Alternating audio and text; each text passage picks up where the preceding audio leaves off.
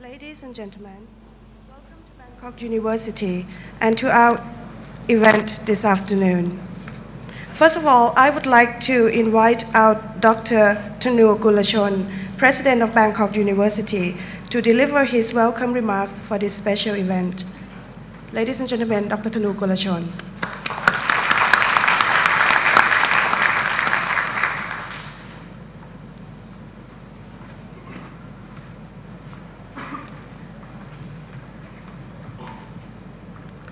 Distinguished guests, faculty, students, colleagues, ladies and gentlemen.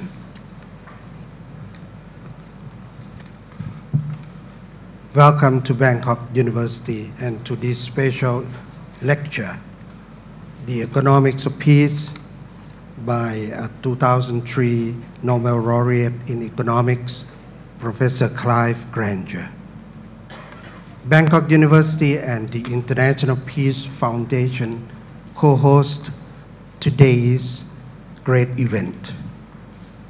We feel very privileged and honored to be a part of the second and final event series, Bridges, Dialogues Towards a Culture of Peace, which are hosted in various national and international organizations, institutions, enterprises in Thailand between December 2004 and April 2005.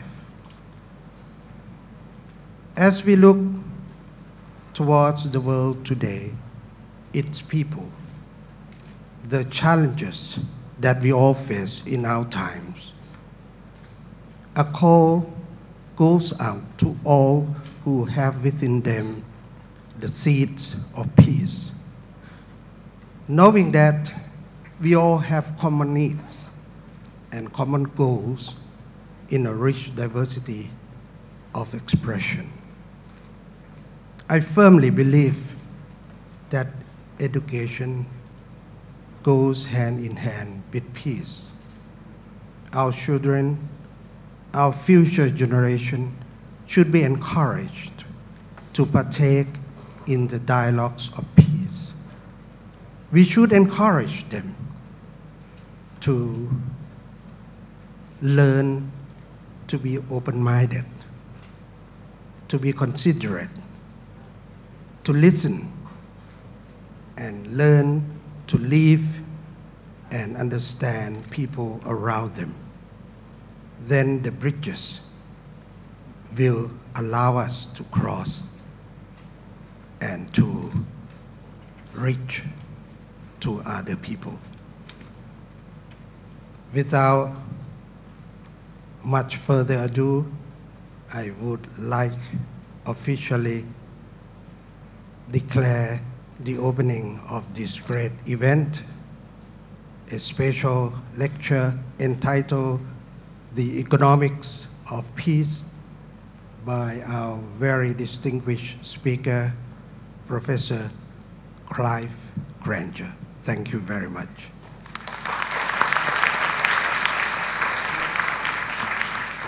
Thank you, the President. Next, may I invite Mr. Uwe Morawetz, the Chairman of the International Peace Foundation, please, to give his introductory remarks and a brief information about the International Peace Foundation.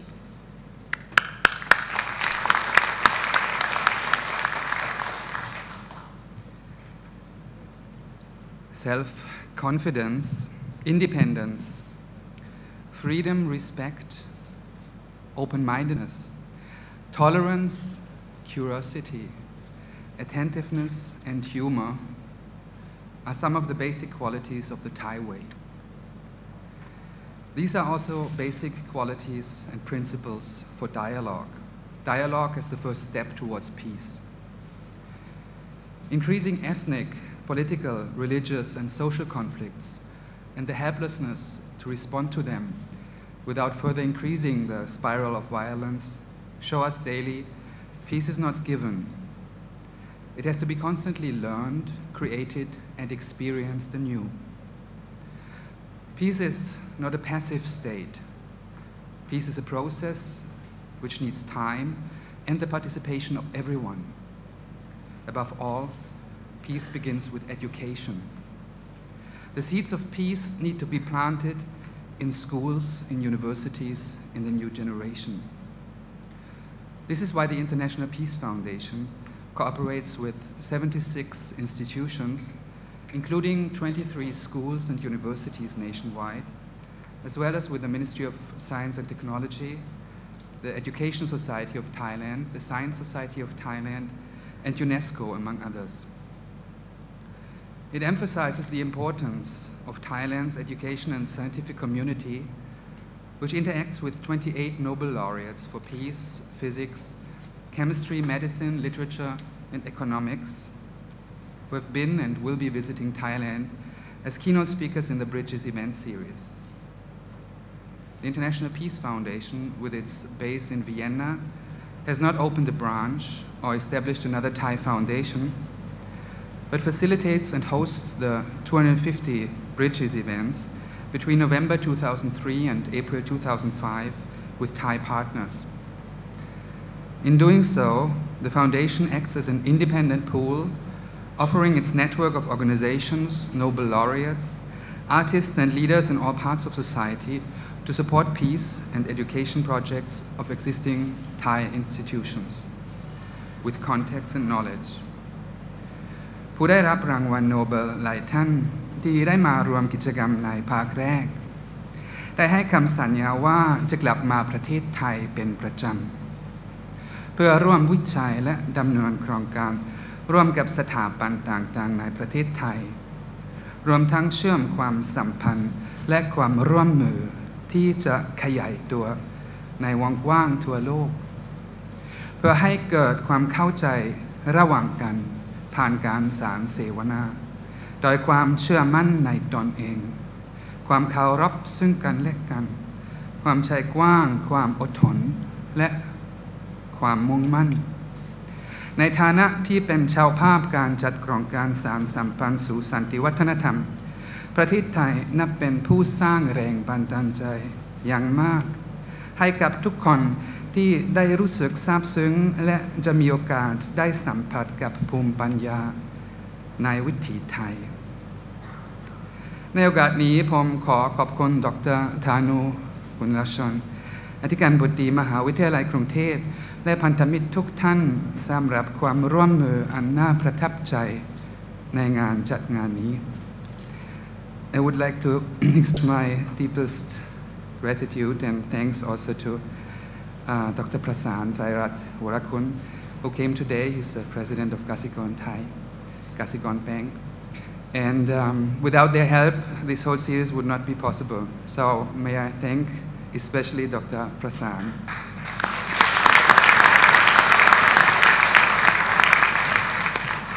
I'm of course also especially grateful to Professor Clive Granger, who came to Thailand without any honorarium to support our efforts, and I now look forward to his keynote speech and to his important contribution to build bridges. Thank you very much.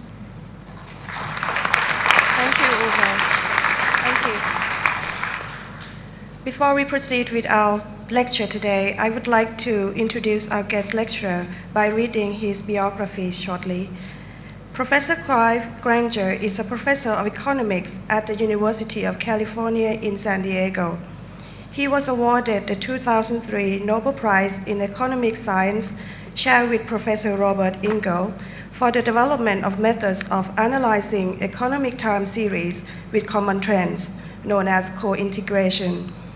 Born in Swansea, Wales, Professor Granger earned his joint BA degree in economics and mathematics from Nottingham University in 1955, followed by a PhD in statistics in 1959.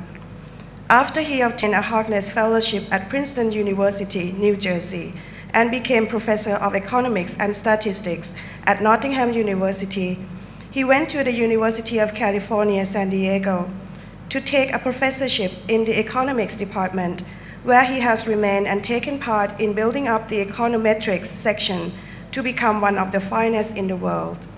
From the 1960s, Professor Granger has been one of the most influential scholars in time series economics. Such time series show the development of GDP, stock prices, interest rates. Methods developed by Professor Granger are applied in the analysis of relations between wealth and consumption, exchange rates and price levels, and short and long-term interest rates.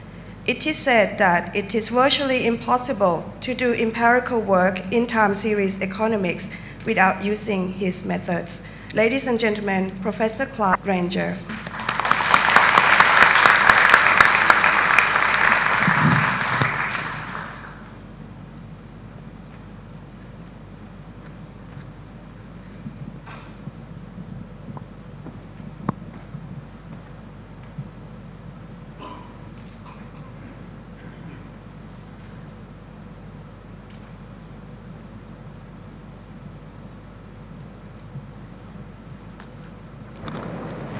Hope I can talk from here, so I can use the projector.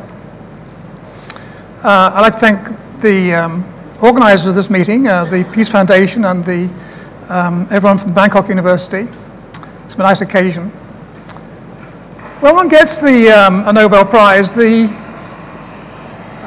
one gets a lot of invitations to do things immediately, to give talks and attend conferences and go everywhere.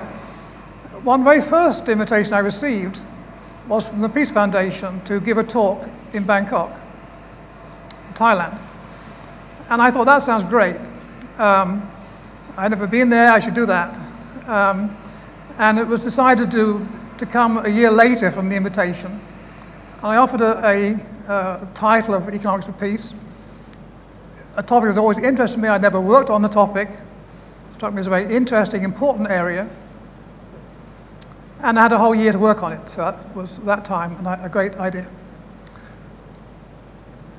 And now I have to go and deliver the talk that I've tried to work on over these 12 months. But the last 12 months have been very busy, and so I haven't spent all my 12 months working on this one area.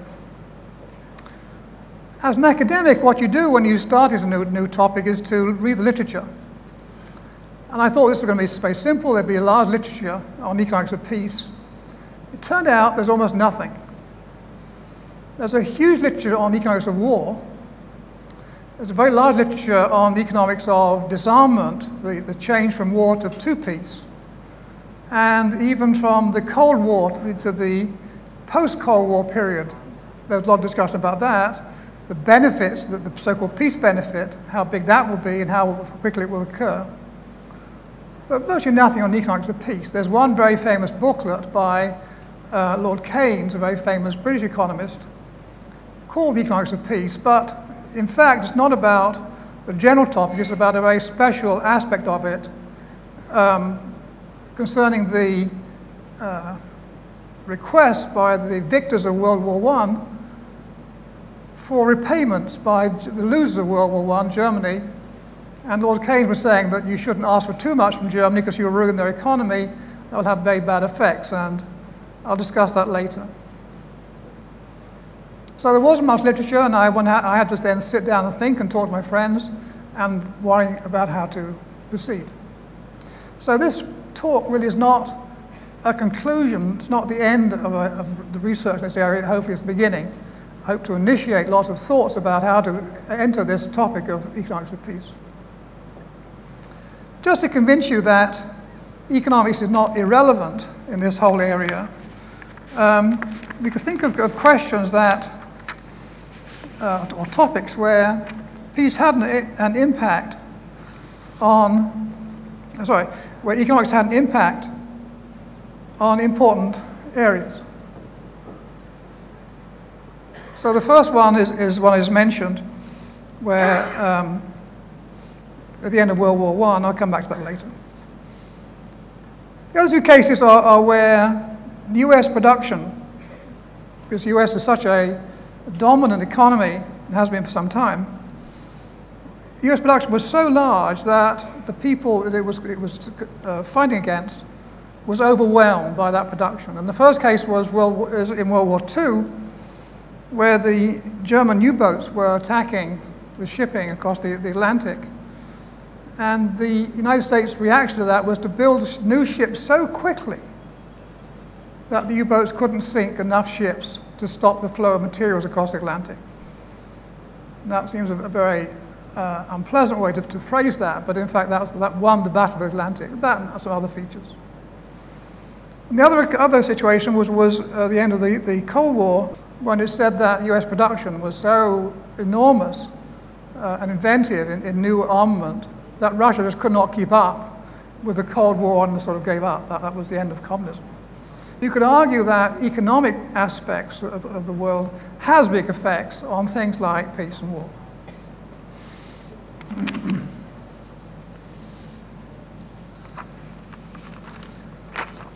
I need to define some things.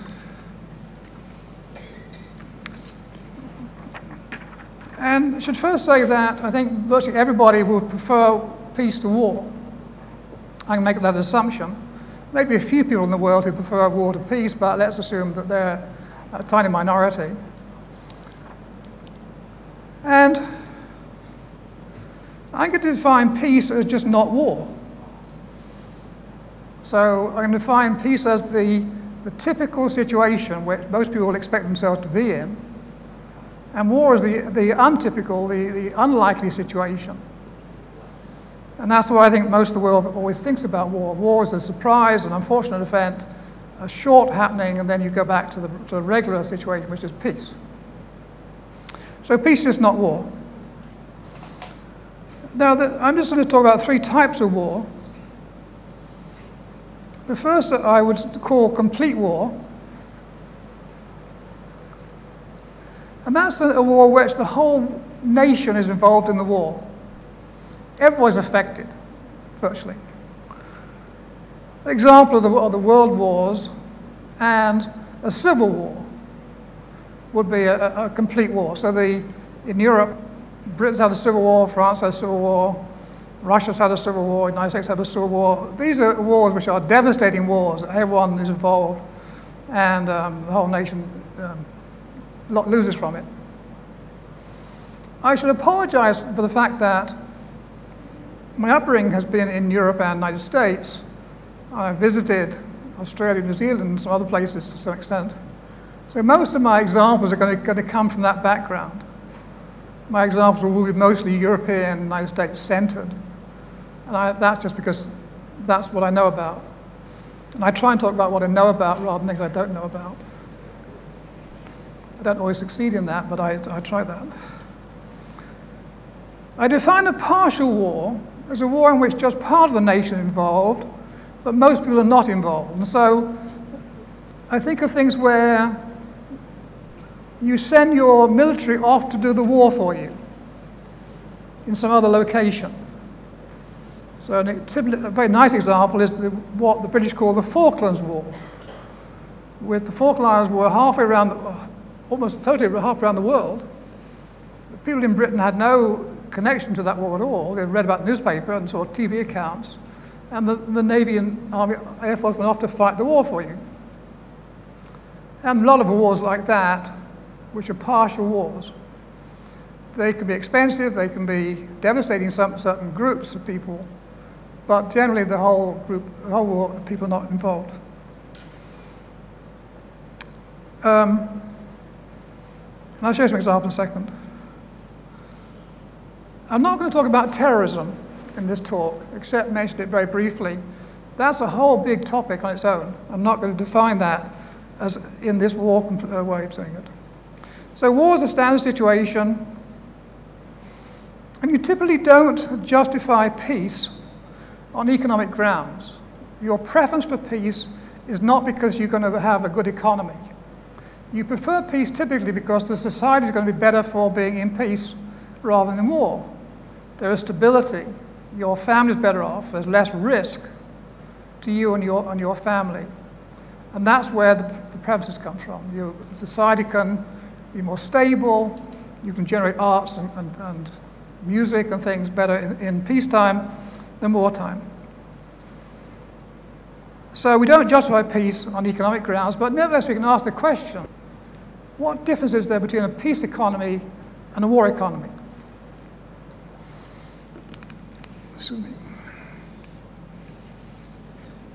Now, to give you some just data to think about.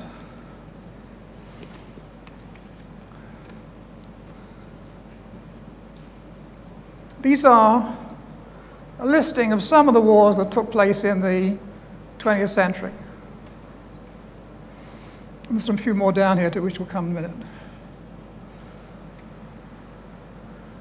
So I start with the Great War, 1914, which involved mostly France, Germany, and Britain. The United States arrived a little bit later. It ended in 1919. That was called, at that point, the Great War, or also was called the War to End All Wars.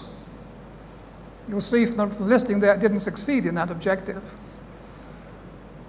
Now, it wasn't called World War I until there was a World War II, which was 1939.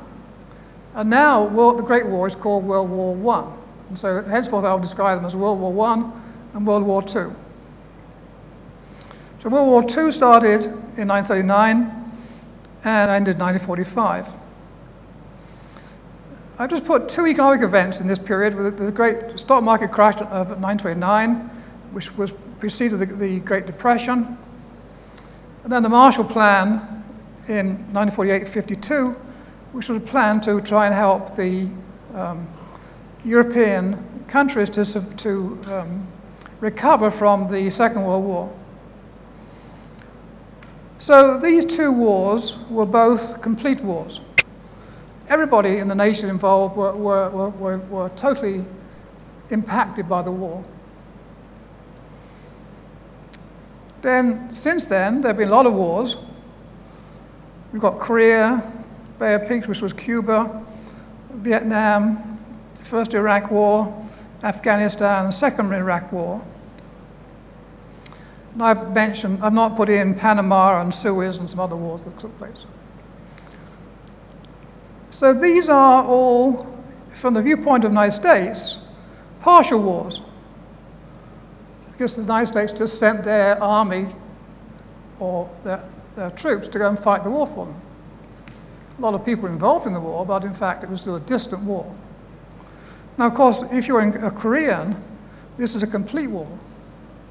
So how you typify war depends on who you are. What's interesting to me is that since 1945, the end of the World War II, many countries in the world have not been involved in wars. Most European countries have not had a war since 1945. Many Asian countries are not involved in a war since 1945. And so 60 years of peace is in fact quite a typical situation for many people, many countries.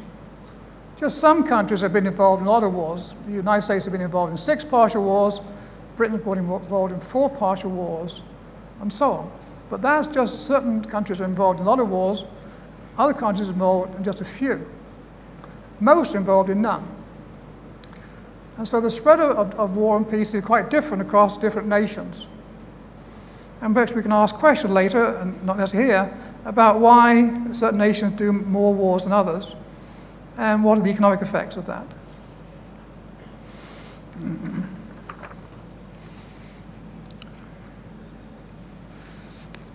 Now, to get some economics into this, I'm going to take a piece of a pure, simplistic economic theory and think of the same economy, but one time it's in a period of war, other times it's a period of peace. I'm not talking about a particular economy, just thinking abstract. And ask yourself the question, how are they different economically in the two situations? It's called comparative statics. It's the phrase we use in economics. This is theory, remember. And what I've done then is write down for different concepts how they look under the different war situations: complete war, partial war, and peacetime. And when this little arrow It means that this situation is the same one that the arrow points to. So the first line, for example, says social structure. And social structure means how does society behave, not necessarily economic society, but society generally, behave in these different cases. And so, again, I'm thinking about the Europeans in the United States. Under complete wars, society changes a lot. The rules that used to behold before the war break down during the war and therefore follow through after the war. I'm thinking about things like women working in different situations. So before the war, women would not work in certain cases, like in a factory. During the war, they'd have to work in factories because the factory needed workers. After the war, because they'd had experience working in factories and showed they were good at it, they still had some employment in factories. So there was a social breakdown because of the war. In a partial war, in a peacetime, there's much less of that kind of change of social structure.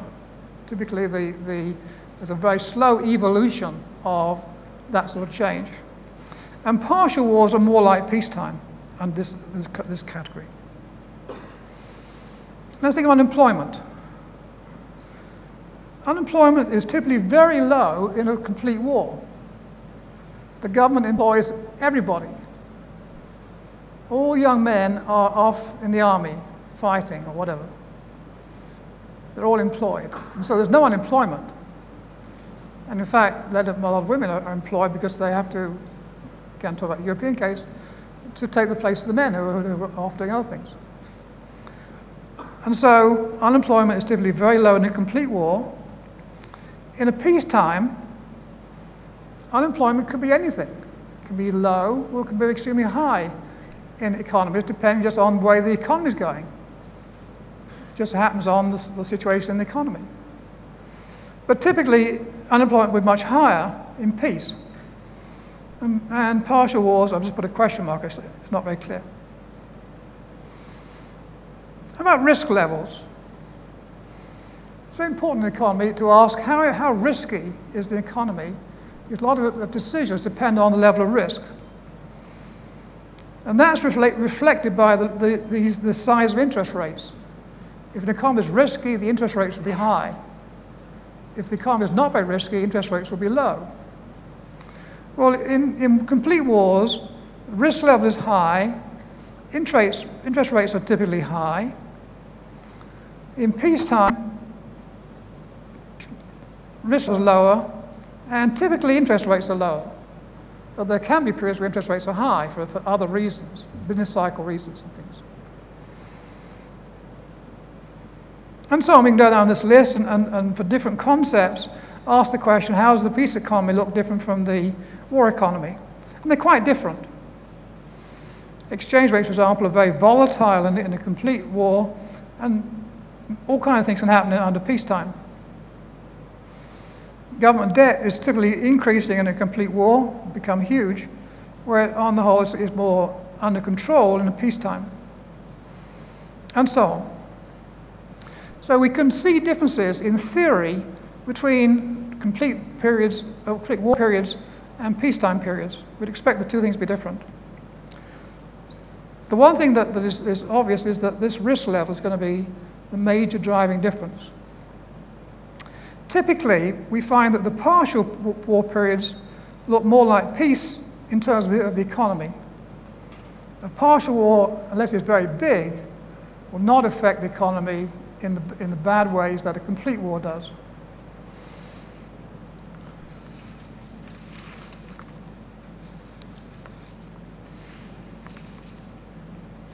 Now that's all theory, but what happens when we look... Sorry, one thing.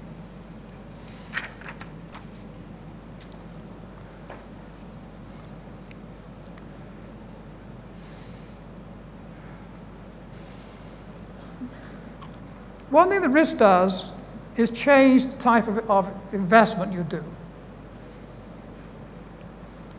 If you have projects, let's go back one step. if you think about the value of an investment, and in one investment you get the money out today, another one you get the value out tomorrow or next year. So suppose I either get $50 today or $50 in a year's time. You typically prefer to get the money today rather than a year's time. Because in a year's time, all kinds of things could have happened. You know, money in the pocket is worth more than the money in the future. So you can ask the question, how much extra would I have to be paid in a year's time to be equal to the same money now? So if I'm either given $50 now, what would I have to be paid in a year's time to equal $50 now? And that's called the discount rate. That makes that difference. The discount rate depends on interest rates. And what this little diagram is saying that if the discount rate is low, then you can go quite a long way into the future and you're not changing the value of money very much. So if interest rate is low, whether you get money next year or 3 years out, is not that much difference. Whereas if the interest rate is very high, your discount rate is cutting it off very quickly. So the value of money in 3 years' time is worth a lot less than the value now or in 1 year's time. What does that do to investments? Well, often when you are in industry, say, you have the choice of a number of possible projects, some of which pay off a lot in the short run, but not much in the long run. Other which pay off steadily over a long period. When the discount rates are high, the first project is a good investment, but the second one is a bad investment. You don't get your money back. When discount rates are low, both investments can be perfectly adequate investments. They give you similar sort of amounts back. So when discount rates are low, when interest rates are low, when risk is low, you have a richer class of investments to put into your portfolio or into your investment list. And so we can think about investing into things that take a long time to pay us back. We get more stability in our investment portfolio. We can make longer run decisions. To a family in a low risk period, you can think about longer run decisions. You could buy a house or whatever. In high risk periods, you're typically going to maximize your utility or pleasure in the very short run. And that's the difference between war and peace. In peace, you're going to have more stability, you're going to make longer run decisions, you can build better society because you can take a longer view of the world. In wartime, you've got to get your thing out quickly, your money back quickly. And so you go to a different class of projects. This is just a piece of mathematics which says the same thing. I'm not going to talk about it, unless you insist. That's all theory, but what about reality? If we look at the real economy, the actual economy, I should say, and I've only done it for the United States, it'd be interesting to do it for other economies. We might try and do a project on this later on. We didn't find much relationship in the United States between volatility of interest rates, or things like stock markets, and the partial wars. So basically, a quick look at the data did not suggest that partial wars were making a big difference to discounts.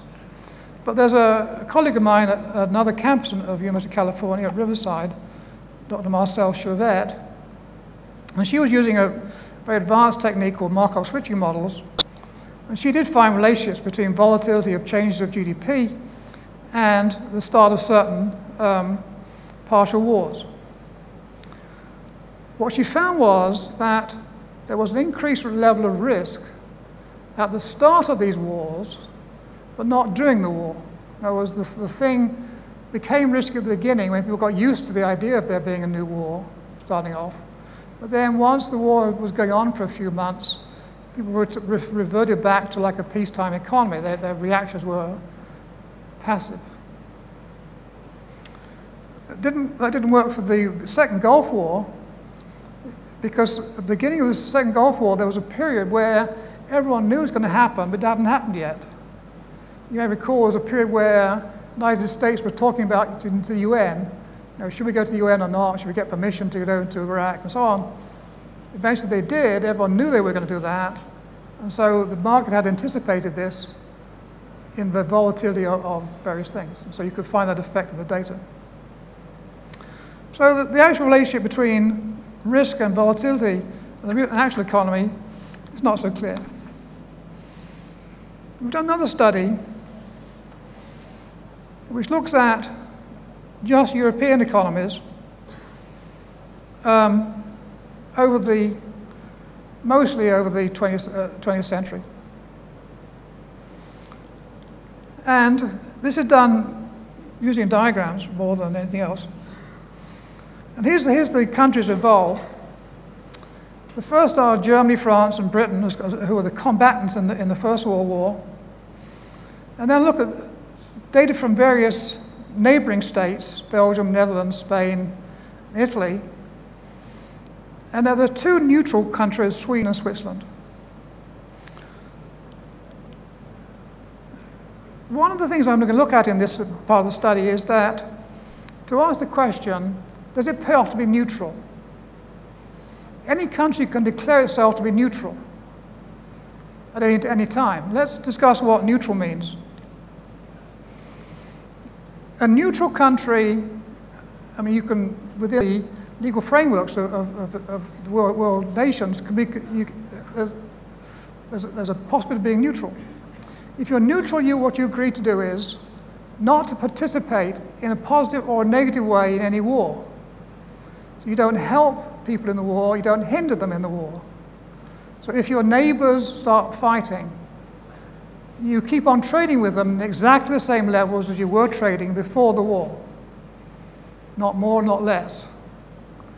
You don't allow them to pass their troops through your country, but you can do other things for them. You can take messages for them and things. And so a neutral country just doesn't get itself involved in the war. Sounds a good deal. In Europe, there are two famous neutral countries, Switzerland and Sweden. Switzerland has been neutral since the 16th century, and Sweden since the 19th century, and have been not involved in wars since that period.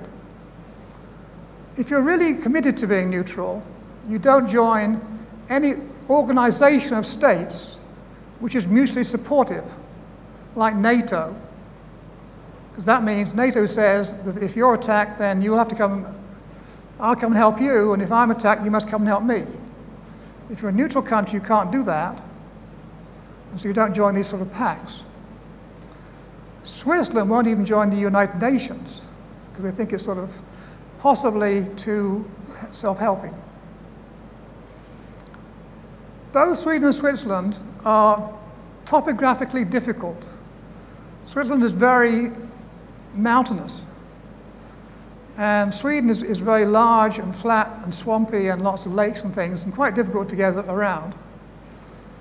And they both have very good armies, expensive armies, and they spend a lot of money on defense. Actually, the proportion of their GDP spent on defense is quite high. It's not as high as many countries, but they're quite high. Machiavelli once said of Switzerland, Switzerland will never be captured because it's too expensive. And that's the point of Switzerland. You can invade Switzerland, but it's going to be very expensive to take it. Okay, so here's two countries which have been neutral for a long time and were neutral during World War I and World War II. The question we ask ourselves is, do they benefit economically from that position? And I'll show you some diagrams in a second. Between the two wars, other countries also became neutral. Ireland, Austria, Finland, and in 1939, the United States became neutral. Now, of those states, 3 of them got involved in the war. Finland was invaded by Russia, Austria was invaded by Germany, the United States was attacked by Japan.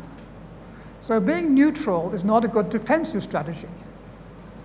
You've got to not really declaring you're neutral doesn't necessarily guarantee anything much in a war. You've got to be more than just being declared neutral. And since the war, all kinds of nations have declared neutrality, including India, for a period anyway.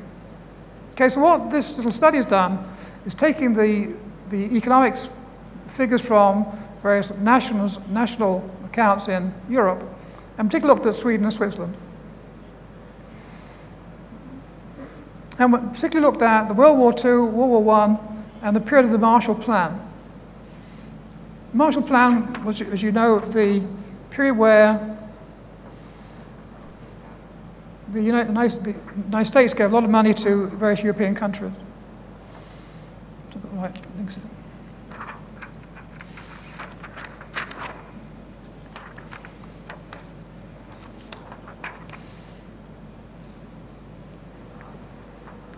Aha. If you have very good eyesight, there are some very shaded areas, slightly shaded areas there, and there, and there. The first shaded area is World War I. The second one is World War II, and the third is the Marshall Plan. What this graph is the growth rate of gross national product per capita of the neutral countries, year by year, right from 1875 up to the end of the century. I'm not going to discuss it in much detail, but essentially the neutral countries did very poorly during World War I. They had big declines in growth rate of GDP, so their growth rates were negative. Thailand recently was discussing their growth rate dropping to 6% positive, it's up here somewhere.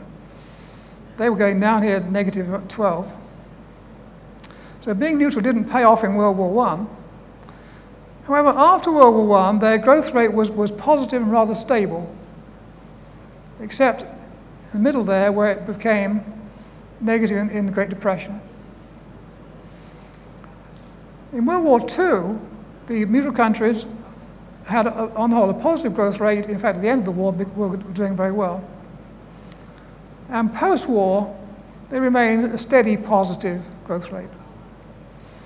So what you'd say about this graph is the neutral countries, apart from this period in World War I, have maintained a fairly stable growth rate, which is at a positive rate.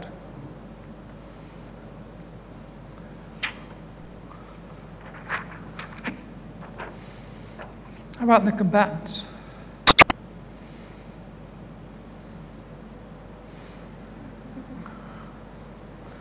Again, you can't see these shades very well, but there they are.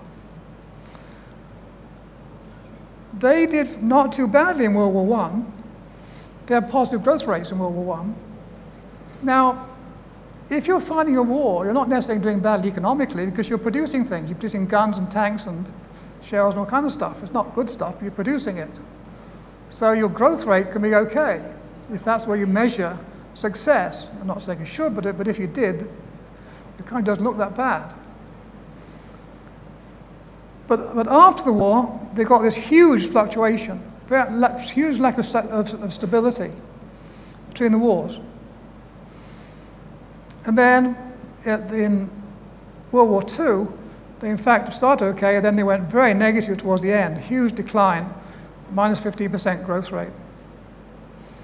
Then came the Marshall Plan, and they've got nice high positive growth rates of upper middle of 8%, and they've stayed stable since.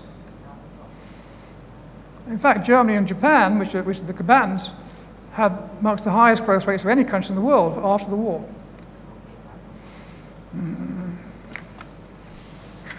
So they did fine compared to the neutrals, but only past the war. In comparison, the neighboring countries, this is the countries who were not direct combatants but were involved, had a bad First World War and a very bad Second World War because they were often occupied, and they also were rather more stable than the combatants. So the neighboring countries saw it in between the neutrals and the combatants.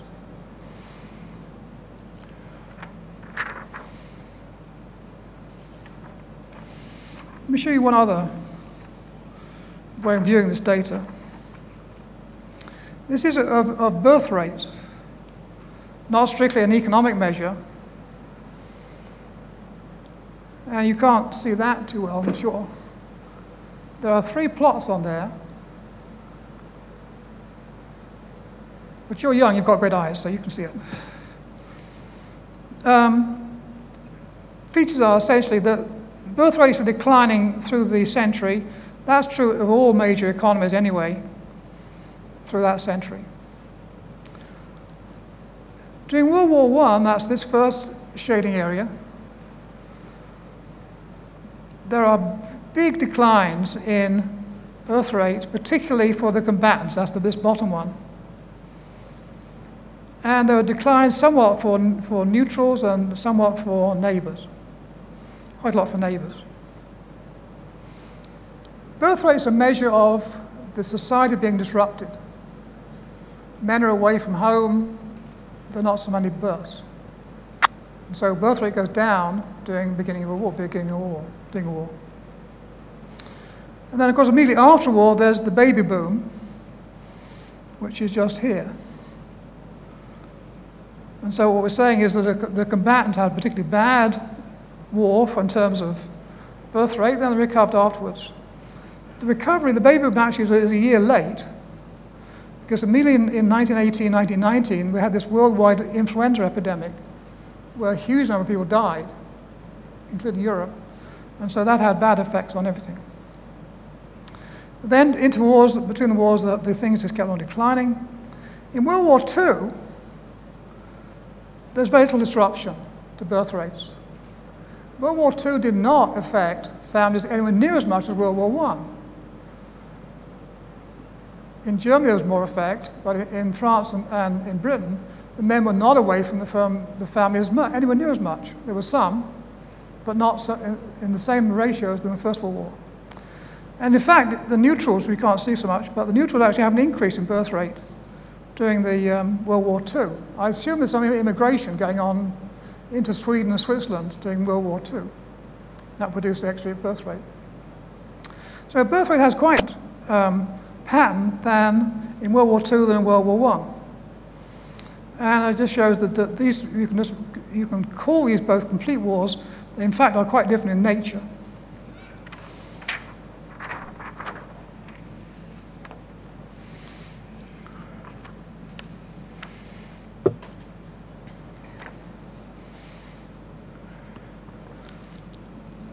I want to say a little bit about the difference between post-World War I and post-World War II.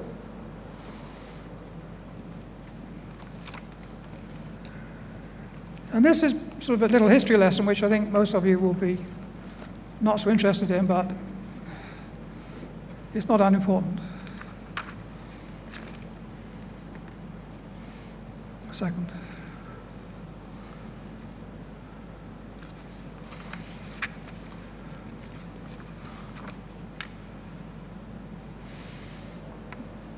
So we're looking at the situation with Germany at the end of 1919. Now, there had been a war between Germany and France back in 1880 or 1870, I don't know which, in which Germany had beaten France. And the conclusion of that war, Germany had got reparations from France. They'd asked France to help pay for the war. They'd taken various pieces of land from France, or pieces of land had changed hands, I don't know how you phrase it. And also Germany made France pay a large fine for losing the war. At the end of World War I, the French decided that's a good time to get revenge for the losses of the previous war. And Germany and the United States, who were also the victors, also agreed that Germany should pay for World War I. There's nothing about who was responsible for it. That would be almost impossible to work out. But having won it, it's clear who should pay for it. It's not the victors pay for it, the losers pay for it. And so they decided to put on huge fines to Germany. And for example, you must remember that in 1919, at that time, oil was not an important commodity. You didn't do much with oil. Coal was a big important commodity. You run your industry on coal and your transportation on coal, trains, and ships run on coal. So you measured energy through coal use, not oil use, as you would now. So the victors required that Germany release Austria and Poland, give back areas called Alsace and Lorraine to France, and also give the Saar region to France. These were all important industrial and coal-producing regions. They also produced some number of fines in terms of coal deliveries. In the end, they left Germany with only 50% of its pre-war coal production. So with that 50%, they're supposed to run the whole industry and heat their houses and everything. There's also a monetary fine of $20 billion US 1920 dollars. Not sure they ever paid, but there was a fine of some huge amount allocated. Now, Keynes, in a very eloquent and heart-rending book, explained to the victors they shouldn't do that because it would disrupt not only the German economy, but all the economies that interact with Germany. It would disrupt the economies of all of Europe. And they should be much more gentle and careful with this and not make these fines so big. And Lenin said there's going to be a hyperinflation in Germany from these fines, and Keynes agreed. What in fact actually happened, the fines were made, Germany's economy suffered terribly. We got hyperinflation in Germany, which anyone will know about whoever collected stamps. You got the big recession. You got the rise of Hitler, which could be relayed back to the hyperinflation and so on. So you could say that the big troubles of the economy in Europe was due partly to the attitude of the politicians at the end of World War I. End of World War II, first of all, the victors were not talking about making Germany pay for the war. And then the Americans came forward with the Marshall Plan, which gave quite large sums of money to all the countries involved in the war, both winners and losers. So Britain got money, Germany got money, Japan got money, and so on. And the result was that the economy of Europe boomed after World War II. So it's quite clear that if you want to have a stable economy, you behave very sensibly after a war. I mean, this is such a clear-cut historical analogy or lesson. Okay, I'm going to talk about economics of terrorism quickly. This is not my topic at all, so I'm just going to mention it in passing. There's now very substantial literature on the economics of terrorism. For example, the Economic Journal of Political Economics in June of this year had a special issue on the topic. In the period 1968 to 2001, there were roughly 12,000 terrorist events globally, in which roughly 20,000 people were killed and 50,000 wounded. That is a substantial loss of life and people being wounded. But put that in context. Every year in the United States, there are 40,000 people killed on the roads. Okay, so 20 years of terrorist attacks equals half the people killed in a typical year in the United States on the roads.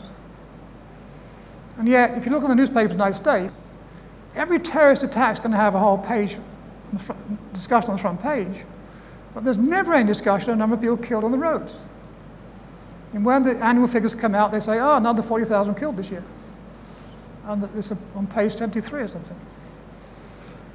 So terrorism is a very difficult problem, but you have to put it in some sort of context. The economic effects of these terrorist attacks are very local. So the particular place that is attacked is, of course, badly affected. Certain industries are very badly affected: the travel industry, shipping, airlines, trucking. But typically, in the whole scene of the economy, these attacks do not have much effect. It's like, if you look at the figures for, say, a big earthquake, or big hurricanes in Florida, or other natural disaster in many countries. They are horrific. They don't have much effect on the economy. They might affect the growth rate by 1% something, but they're not really much. And most terrorist attacks, excluding nuclear at the moment, are just psychologically horrible. I'm not in any way defending them, but economically they're not quite so important.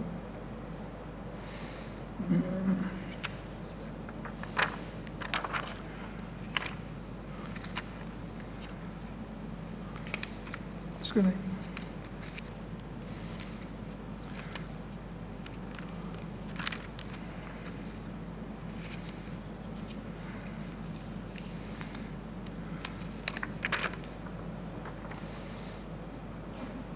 Now, to make thinking about what to do about economics and peace, this nice little quotation I got from a newspaper in San Diego. It was at a conference in San Diego, which I never was invited to. And the statement was, we have to make peace as profitable as war. And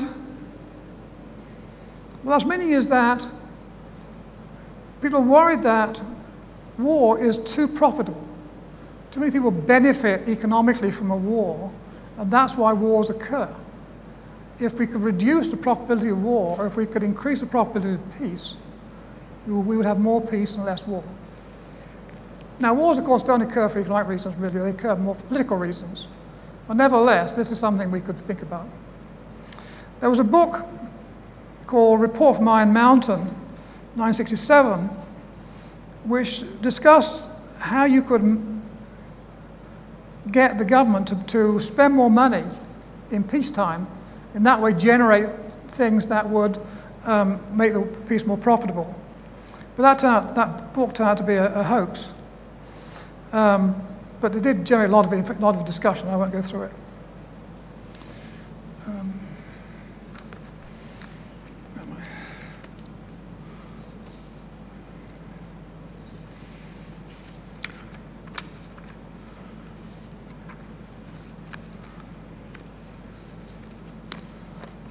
Lost one sheet, a second.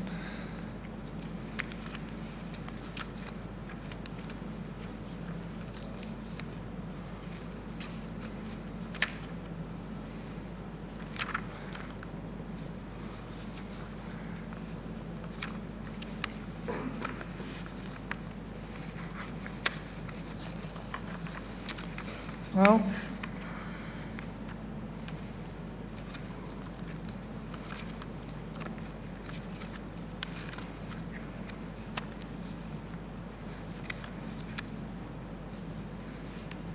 okay.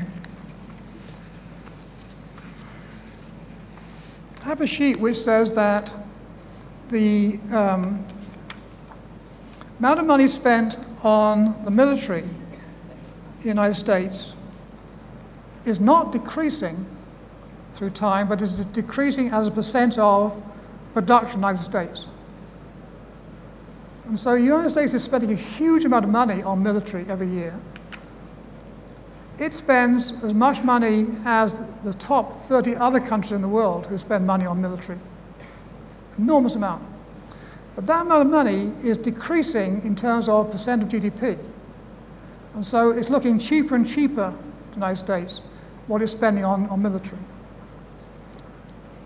And related to that is this table of the cost of US wars.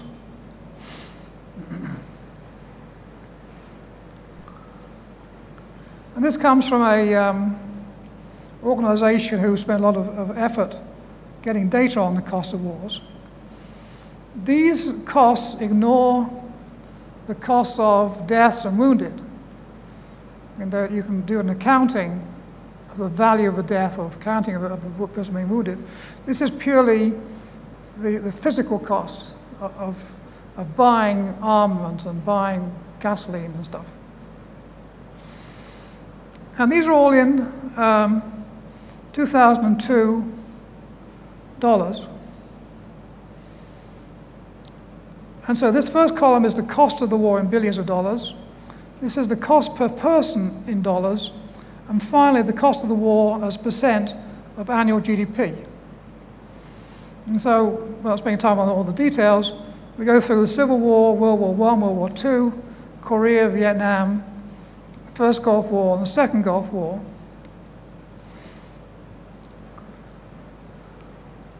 And what we see is that the cost of the war in billions is actually all over the place, but still pretty big. This should be a bit bigger than that probably now. The per capita cost is going down. But of course, World War I and World War II are complete wars, and they're very expensive. These other ones are partial wars. But the cost of percent of GDP is getting into almost round-off error, negligible. You can run a whole Gulf War for 1% of GDP, 2% of GDP. What that means is that a US politician can discuss having a war of the size of the Gulf War and not be constrained by cost. You can be constrained by other things like morality and popularity and other things. That's something different. But cost is not so important anymore. And that's very concerning. Because although 150 billion is a lot of money, it's not much concerning that, and $600 per person is not that much money. Though if you told people that, I think they'd be quite worried about it.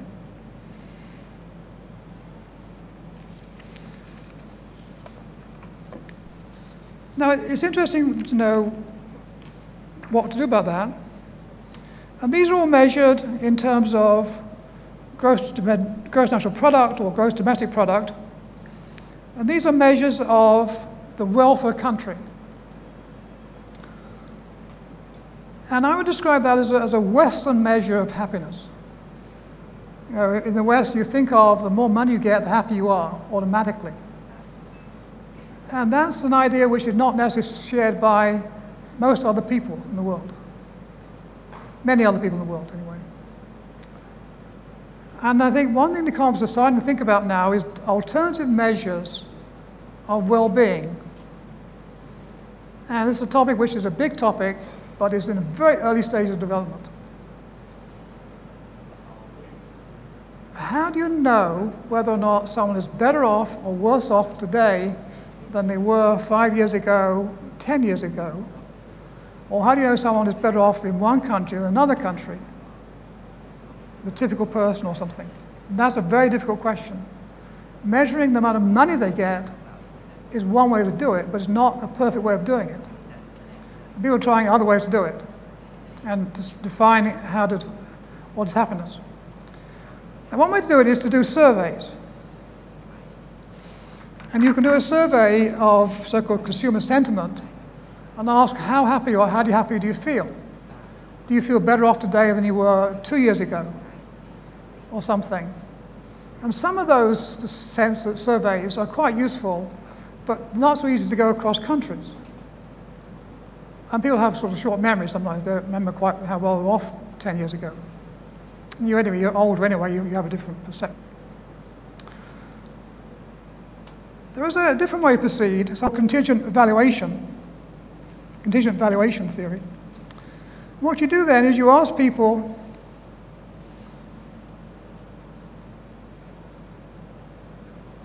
questions about how much you'd pay for something. And for example, supposing that the government was considering putting a very nice park at the end of your area, but it would be quite expensive. The question is, how much would the people in this area pay for having that park there? And what you could do is you go and do a survey of people in the area and do it the following way.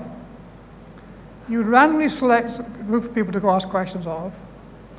Some group you'd ask the question, would you pay extra $25 a year taxes for the park? Another group you'd ask, would you pay $50 extra a year taxes? Another group you'd ask $75 a year, and another group $100 a year, and so on. And for each group, you work out what proportion said yes. You get a listing of the proportion who say yes for each different tax amount. You get some feeling for the amount of feeling towards the value of that park. Okay, so this was a survey done, an example of this, in 2001 in the Journal of Risk and Uncertainty. And they asked people in the States, how much tax increase would you pay for reduction in gun violence? It was phrased much more subtly than that, but that was the gist of it. And what they found was that 82% were willing to pay $25 extra a year taxes, 69% will pay $100 a year taxes, and so on. So there was quite a willingness to pay extra taxes. In the United States, people hate states to pay taxes, so this is quite surprising. But they also hate gun violence. So you could get a lot of people who are willing to pay taxes to get gun violence down. With 100 million households in the United States, these paid $100 extra. That would raise $10 billion a year to combat gun violence. If you got even half that, you could buy up every gun manufacturer in the world and just stop them down. I mean, you could do a lot to get guns off the roads with $10 billion a year. That's an evidence of the feeling towards people hating gun violence. We could do the same thing with peace. We have to learn how to phrase the right question to different people. How much would you be willing to pay in taxes to have peace for another 2 years or whatever? And we get a feeling, because people think they might have to pay this amount of money to get peace. Now, what you do with the money, that's another question. That's up to you to decide. And we will get a feeling from different countries of how much they're willing to pay for peace. And if you raise any sort of money, you would have stacks of money to pay off manufacturers of armaments and shut them down or whatever. You can do all kinds of things. I'm not saying this is a solution to things. I'm just saying that this is a way of finding out fairly cheaply, because surveys don't cost much, that the strength of feeling across countries and through time and different age groups and different regions, the feelings towards peace. I'm going to finish with just a quotation. If I can find it.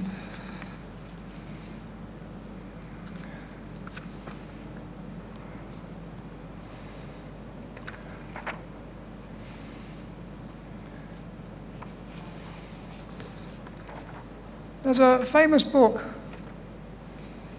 called The Art of War by Sun Tzu, which is now 2,500 years old. I think there should be a book called The Art of Peace, too. And in the preface to that book, published in 1980, a very famous novelist called James Clavell wrote, "In war, we prepare for peace. In peace, we prepare for war." And I think we should now change that in peace, we should prepare for continued peace. Thank you very much.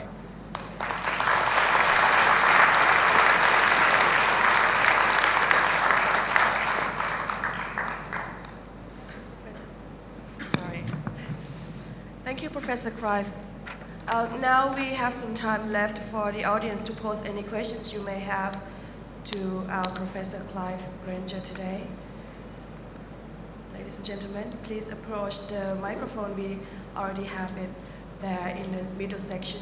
And also some of our students are carrying a wireless microphone. State your name, please, and also the organizations you represent. Thank you.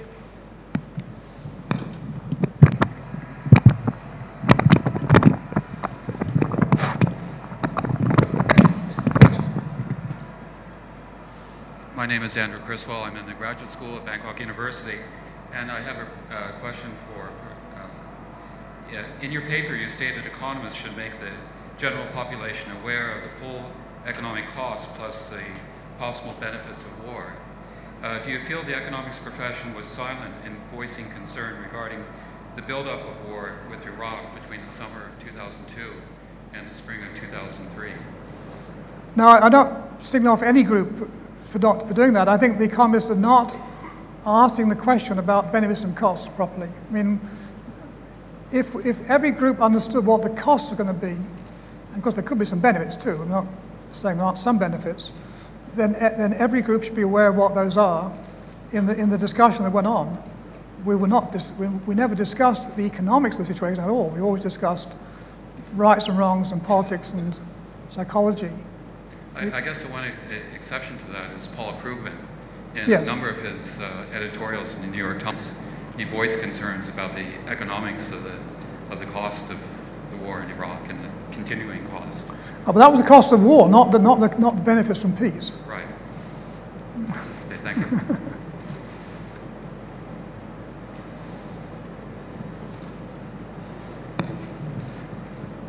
Yes, sir. Hi.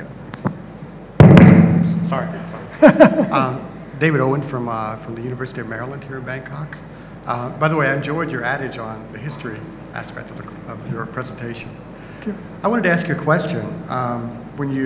From a political aspect, when you look at the realist school of thought and the liberalist school of thought, and we see that the realist considered the Cold War, this act of deterrence, to be a state of perpetual peace. And then after the end of the Cold War, and especially since the post-9/11 era, the unipolar, the multipolar environments have been in a state of chaos or not peace. Whereas the liberalists view the Cold War as more of a state of flux or chaos. I'm curious, which school would you categorize your perspectives in? I view the Cold War as a war of high tension, because we're always worried about someone throwing nuclear bombs around. And once we got over that and managed to dismantle things, I think we were in a more stable situation. We went from one situation which was highly risky to a lower equilibrium which was somewhat less risky. Is that what you meant?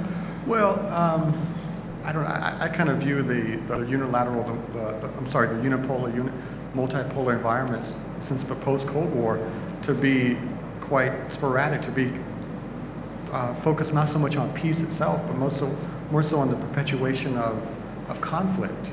Whereas the Cold War seemed to me to be, looking back, it seemed to be relatively a peaceful world environment. Well, it was certainly the case where both sides were scared to have a war because of the consequence of throwing nuclear bombs at each other. But that's not necessarily that's a very high risk era to be in. I think you couldn't want to make too many long-run decisions on that. It wasn't very, I didn't find that at all a comfortable period to live through. I'm finding the present period, until recently, more comfortable. The last 2 years I don't find comfortable at all with the terrorism attacks. So do you think since post-9/11 there's a chance at global peace, so to speak? I think we've had bad action and reaction in that situation.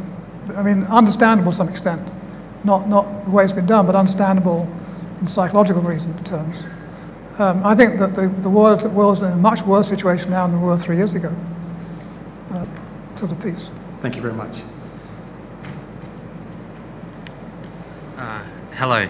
You said in your lecture that at the end of World War I, it was clear that the loser would have to pay for the war, that Germany would have to pay for what happened, and that had various predictable effects through Europe and around the world.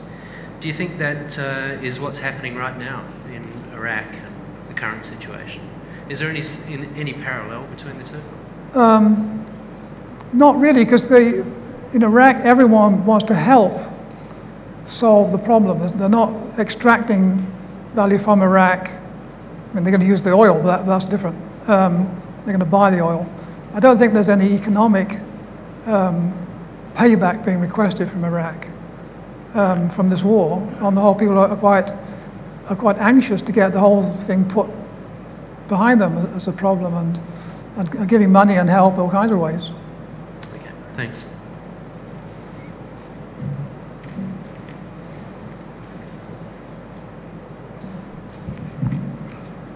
Hi, I'm Somkiet Takitwanit from the Thailand Development Research Institute. You have talked about the way that people value peace quite a lot in the case of gun control alone. It's worth at least 10 billion if I recall correctly from your presentation. I think cost-benefit analysis may not be sufficient as a tool for us to prevent war and promote peace, because I think institution really matters in this case, because in this case, even though people value peace, peace is widely distributed. Why the cost? The cost of war is widely distributed to the whole society, but the benefit is usually concentrated in a number of interest groups, especially those dealing with weapons industries. Yes. So my question is, can the science of economics provide or shed some light into the way that we design institutions to prevent war? For example, would it be sensible to have some provision in the constitution that before going to war in any country, you need to have some kind of referendum or that sort of thing? Thank you. Yeah, I agree that cost benefit is not sufficient by itself as a procedure. I mean, if something I really want to have some numbers out there for people to discuss, and these should be not overall numbers, but detailed numbers about different industries, different regions, whatever, to who's going to benefit, who's not going to benefit. I think that I don't know what the right answer to your other question is, because there are certain circumstances you have to take action rather quickly. You can think of cases where you're going to have to leave it to the president, whoever, prime minister, to take a quick action to put in a circumstance, and take a referendum just takes too long. On the whole, I like the idea of having a referendum and full, complete discussion and so on. I'm not quite sure a referendum is quite the right way to do it. A bigger body than just a single person or just a cabinet is better. I think that in terms of the industry, I'd rather see in legislation which says that there has to be maximum profits you can earn from a war, or even possibly nationalization of certain industries in a complete war anyway. And that happened in World War II, for example, that Britain had nationalized various companies who were involved in trucks and airplanes and things to make sure that the profits were not too excessive. Or perhaps what about certain kinds of global institutions, like, for example, if we treat war as a tort against other countries, as in the civil law